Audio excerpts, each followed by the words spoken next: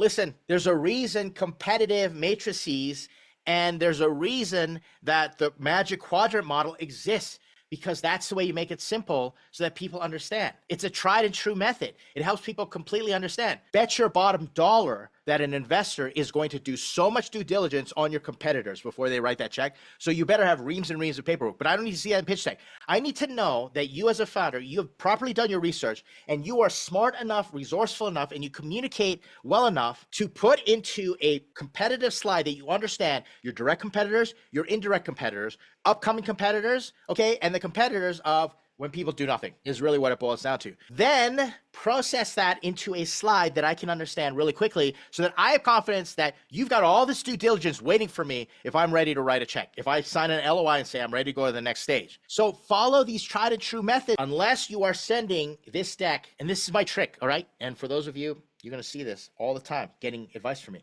I ask you first, let me ask you a question. When someone sends me the deck, let me ask you a question.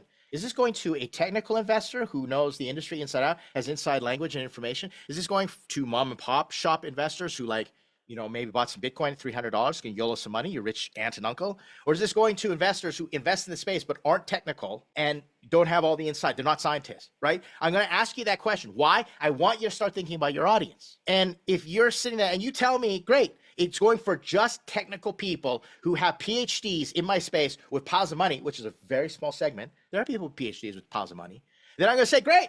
Then I have nothing to add to it because I'm not that person. Go test it with them. But if you are wanting to pitch to an investor who is savvy enough to understand general trends, who's written enough checks, who's raised $100 million plus for their startups, other people's startups and startup funds, this information right here, and I'm a smart guy, this information is too technical for me in the time that I have to spend